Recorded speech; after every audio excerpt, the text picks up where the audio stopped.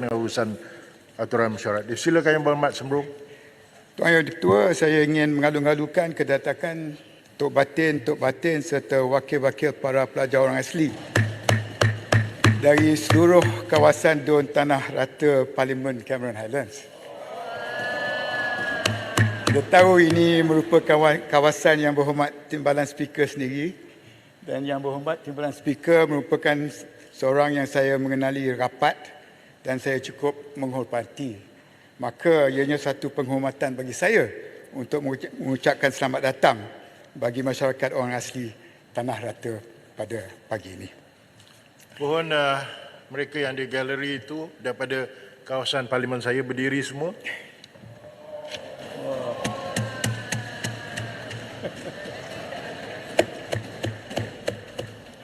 Mai Cameron, Mai Gah. Bila kita tiba pada yang ucapkan selamat tiba pada Mai Sembrong diucap terima kasih dan juga mengalu-alukan ketibaan Mai Cameron Highland dah.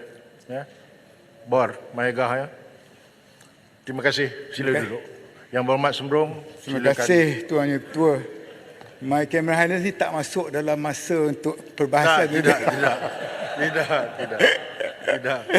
Yang Setiausaha Dewan 15 minit. Patah boleh. Silakan. Tuan Yang Beri-Petua, Belanjawan 2024 merupakan belanjawan terbesar pernah diumumkan oleh kerajaan. Dan pada hemat saya, perkara paling mustahak ialah memastikan setiap perancangan dapat diterjemahkan sebaik mungkin. Dan setiap lapisan masyarakat harus merasai impaknya dan negara juga mesti menerima manfaatnya agar rakyat dan kerajaan mampu progres ke hadapan, membina negara dan membina kehidupan. Secara umum, kerajaan ini telah tertubuh hampir setahun. Sepanjang tempoh tersebut, saya merasakan kita sudah boleh dapat mengenal pasti apakah perkara yang menjadi keperluan untuk kerajaan memberi perhatian dan kepedulian yang lebih. Saya perhatikan terdapat dua perkara utama yang menjadi kebimbangan ramai, iaitu ekonomi negara dan ekonomi rakyat. Hari ini rakyat di luar sana sedang resah. Resah memikirkan tekanan perbelanjaan harian, resah akibat ketidakmampuan membeli barangan keperluan.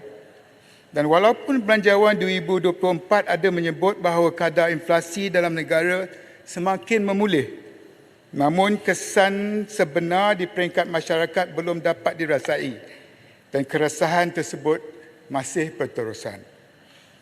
Pertama, kesukaran rakyat untuk mendapatkan beras dan keperluan asas.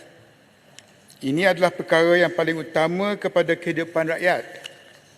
Ada saya terbaca sampai 3 hari terputus bekalan beras. Ada pemborong yang menyorok beras. Hendak beli beras tempatan sentiasa habis stok. Terpaksalah beli beras import yang harganya jauh lebih mahal dan makin meningkat. Belum lagi ambil kira keluh kesah rakyat tentang kenaikan harga barangan keperluan asas yang lain, terutamanya ayam dan telur. Saya ada baca keluhan pengguna tentang harga ayam yang mencecah harga siling. Ada 940, ada 10.50, ada sampai RM11 pun. Dan kenaikan harga ini bermula sebelum pengumuman untuk mengapungkan harga ayam dan telur. Dan jika sudah diapung nanti, entah berapa pula harganya. Bekalan makanan asas seperti beras, telur dan ayam ini adalah permasalahan mikro yang melanda rakyat. Ini terkait hal kedua, iaitu persepsi tentang harga barang naik tetapi gaji masih ditakuk lama. Saya sambut baik pengumuman Yang Amat Berhormat Perdana Menteri untuk melaksanakan penstrukturan semula gaji dan pemberian insentif tunai kepada pejabat awam. Namun, ia juga harus terlaksana bagi pekerja swasta serta peniaga kecil dan sederhana. Barulah kesan menyeluruh dapat diperlihatkan pada hemat saya. Belum selesai belenggu berkait ekonomi rakyat, Ini membawa kepada perkara ketiga, iaitu cabaran besar bagi ekonomi negara pula. Saya mengikuti rapat ucapan Belanjawan 2024 yang telah menyatakan bahawa pertumbuhan kadar dalam negara kasar menurun daripada 5.6% pada suku pertama 2023 kepada 2.9% pada suku kedua. Kerajaan dan agensi bertanggungjawab tidak boleh ambil mudah. Apatah lagi kedudukan mata wang negara berada di tahap yang mencemaskan. Nilai ringgit telah jatuh ke paras terendah sejak 25 tahun lalu. Prestasi Bursa Malaysia. Bursa Malaysia juga masih belum memulih ke tahap pra 2018. Yang dibetul, kombinasi tiga faktor ini, pertumbuhan KDNK yang menurun, nilai ringgit yang merudum dan prestasi bursa yang lemah, ini semua perlu dilihat secara serius dan menyeluruh. Jika tidak, ia akan terus menambah tekanan kepada prestasi ekonomi negara dan kepada rakyat. Keempat, di sebalik semua yang dinyatakan, saya fikir kerajaan perlu mengakui dan segera memberi pencerahan kepada rakyat berkenaan perancangan menaikkan cukai jualan dan perkhidmatan SST kepada 8%. Biarpun telah diumumkan bahawa ia tidak melibatkan makanan dan telekomunikasi, namun rakyat di luar sana masih bertanya-tanya bagaimana kenaikan ini akan beri kesan kepada mereka.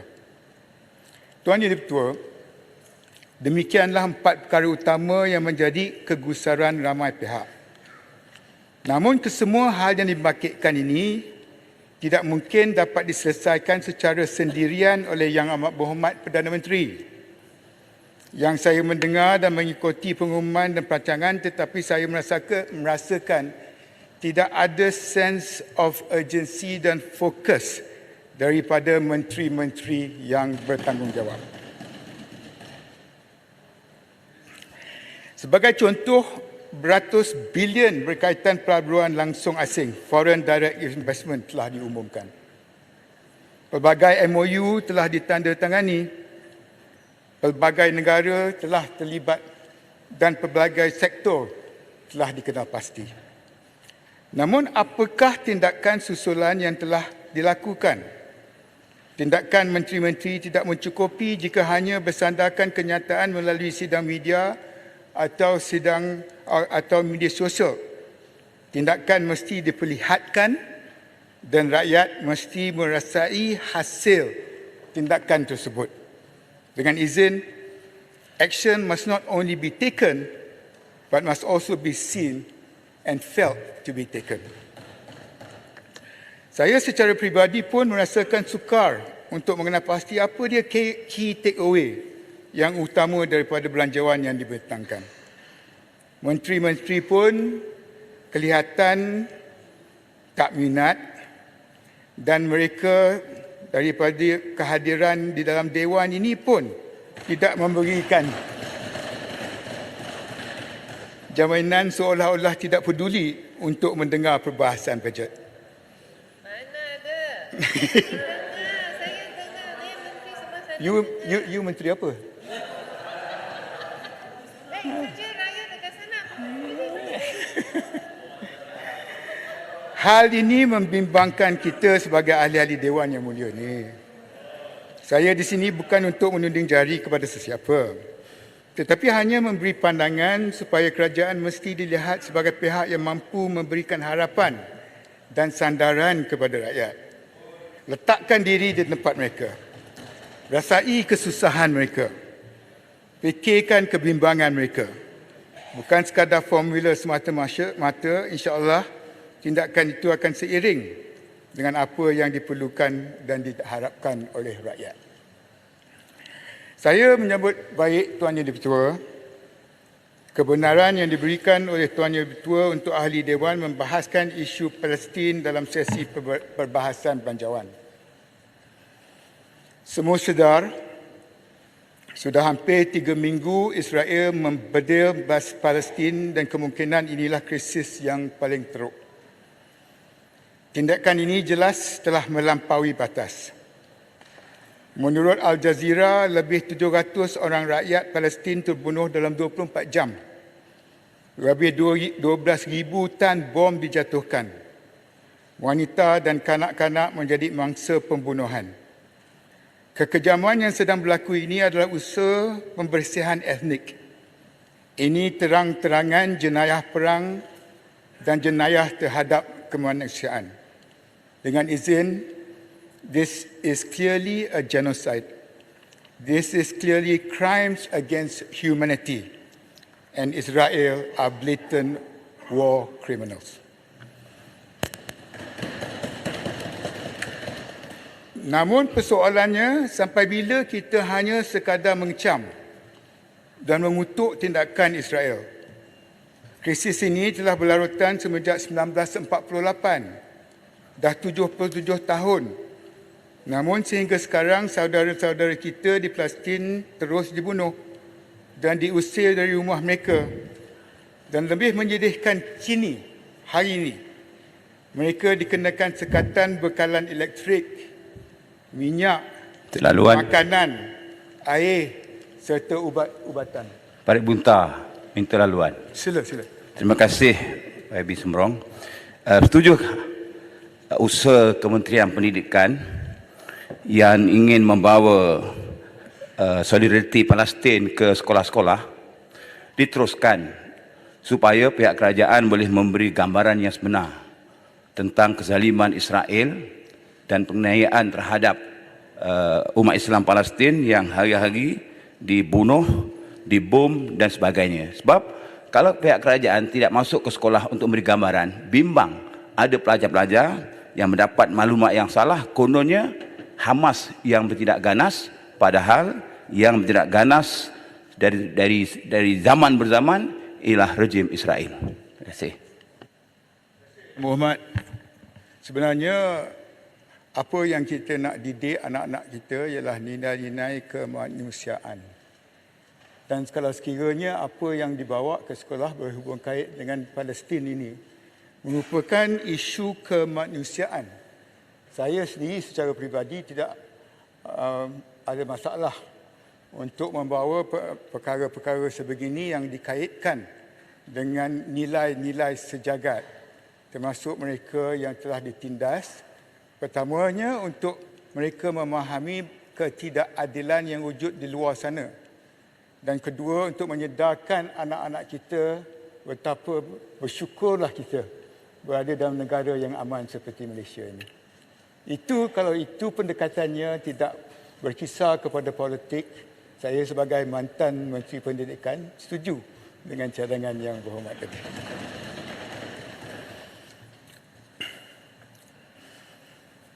Saya berpandangan dalam krisis seperti inilah hubungan Malaysia dengan negara luar yang sependapat menjadi penting. Sebelum ini kita selalu berbangga Malaysia antara pendukung utama perjuangan Palestin di peringkat antarabangsa. Hal ini tidak boleh terhenti dan suara Malaysia mesti terus kekal didengari. Saya gembira apabila Yang Amat Berhormat Perdana Menteri dan delegasi buat perjumpaan bersama Pertubuhan Kerjasama Islam OIC, Majlis Kerjasama Negara-Negara Arab Teluk GCC, Persatuan Negara-Negara ASEAN Tenggara ASEAN di Arab Saudi, perjumpaan di Turki dan Mesir baru ini.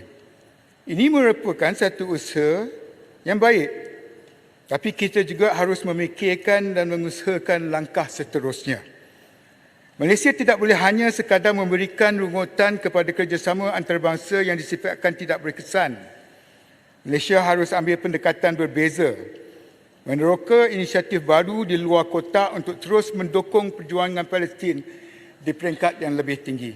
Sebagai contoh, Malaysia melalui platform ASEAN boleh mengambil tindakan yang lebih berani dan proaktif. Malaysia adalah antara 3 negara utama Islam bersama Indonesia dan Brunei dalam kesatuan ASEAN yang mempunyai kekuatan hubungan serumpun dan juga mewakili 250 juta umat Islam, dan ini boleh dimanfaatkan sebaiknya, dan jumlah yang besar itu merupakan reputasi yang besar dan signifikan. Sedikit Yang Berhormat Sembrong. Masa terhad. Sikit je Sembrong, kawan. Yang Berhormat Sembrong adalah ahli parlimen yang cukup berpengalaman dan banyak berjasa kepada negara dalam pelbagai kementerian sebelum ini. Yang Amat Berhormat Perdana Menteri ada mengingatkan kita mengenai risiko dan tindak balas daripada beberapa negara barat berhubung kelantangan Malaysia. Yang Berhormat Sembrong boleh berkongsi dengan kita apakah risiko yang akan dihadapi oleh negara kita akibat daripada kelantangan kita. Namanya saya tak tahu apa risiko yang dimaksudkan. Kerana saya tengok ramai juga negara-negara Islam yang telah pun membuat pendirian yang agak tegas. Dan kalau itu merupakan sesuatu SOP bagi negara-negara barat, negara-negara lain itu pun akan berdepan dengan risiko. Kita berdiri di atas kebenaran dan kita berani kerana benar. Dan kalau itu merupakan pendirian kita, tak perlu takut kepada sesiapa.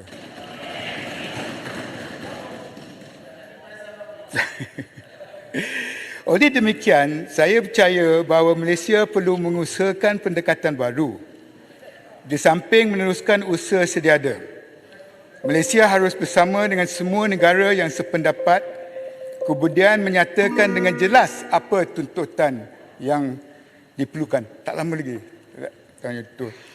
Pertamanya, kita mahu gencatan senjata segera agar krisis ini tidak berlarutan sehingga menjadi perang besar dan memberi kesan melangkaui Israel dan Palestin. Kedua, kita mahukan a permanent humanitarian corridor. Koridor kemanusiaan kekal tanpa sebarang halangan harus diwujudkan. Kenapa? Kerana di Palestin ketika ini sistem kesihatan telah runtuh. Rakyat terutamanya wanita dan kanak-kanak sedang nazak. Lebih 150 bayi di dalam inkubator hanya menunggu masa untuk meninggal dunia kerana tidak ada bekalan elektrik. Adakah ini tidak cukup untuk membuatkan kita bergerak? Sebagai bekas Menteri Luar dan Pertahanan, saya tahu hubungan kita dengan negara-negara ini sangat baik. Kita telah membuktikan sebelum ini antaranya melalui kerjasama 3 hala bagi keselamatan di Lautan Sulu. Malaysia, Filipina dan Indonesia. Malah dengan pimpinan di Timur Tengah, Arab Saudi dan UAE, kita juga telah melakukan banyak usaha sama antaranya penubuhan Hospital Medan di Cox's Bazar demi pelarian Rohingya. Inilah cerminan bahawa jalur gemilang berupaya berkibar megah. Sejarah inilah bukti bahawa kita sentiasa berada di pihak yang benar. Ini adalah tentang kemanusiaan, Tuan Yang Dipertua. Kita mesti melakukan semua ini demi menyelamatkan rakyat Palestin. Esok saya difahamkan 50 tan barangan keperluan dari Malaysia akan dihantar melalui Mesir.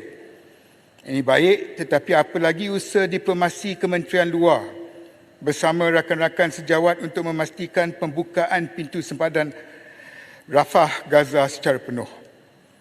Menurut Jabatan Kasar Bulan Sabit Merah Antarabangsa, hanya 20 truk dibenarkan minggu lepas, hanya 17 truk beberapa hari yang lepas. Amat jelas ini jauh tidak mencukupi. Kita sepatutnya boleh mula berbincang dengan negara sempadan, Menteri Luar dengan rakan-rakan sejawat di Jordan, Lubnan dan Mesir untuk memastikan ada inisiatif kekal untuk mengibarkan jalur gemilang. Adanya wakil kita di lapangan untuk dunia melihat. Adanya bukti yang Malaysia sedang mengetuai usaha demi rakyat Palestin. Dan dalam hal ini, semua pihak mesti memainkan peranan. Akhir sekali, mungkin ramai tidak sedar krisis ini berpotensi untuk merebak ke seluruh rantau dan dunia. Sedang kita berbahas ini, tentera dan kapal perang Amerika Syarikat telah bersedia di sana. Kapal-kapal Cina pun turut bersedia di rantau berkenaan. Barisan perang baru dibuka di utara dengan Hezbollah.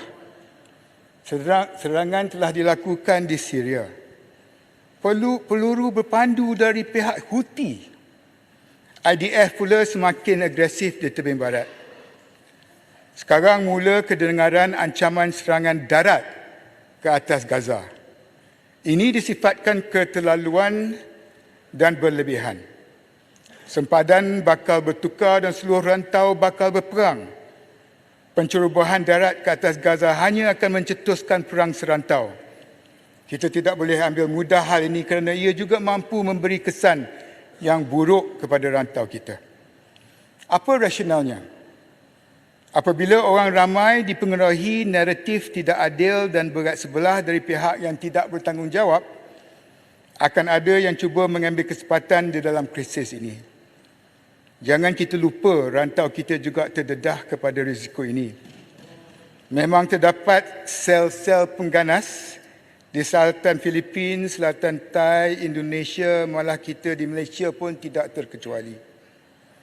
Saya berada di dalam bidang keselamatan sejak sedekat lalu sebagai Menteri Pertahanan dan Menteri Dalam Negeri. Kelengkapan keselamatan serta risikan mesti diperketatkan dan perkembangan ini mesti dipantau secara rapi. Kita perlu a stronger sense of urgency and focus dengan izin.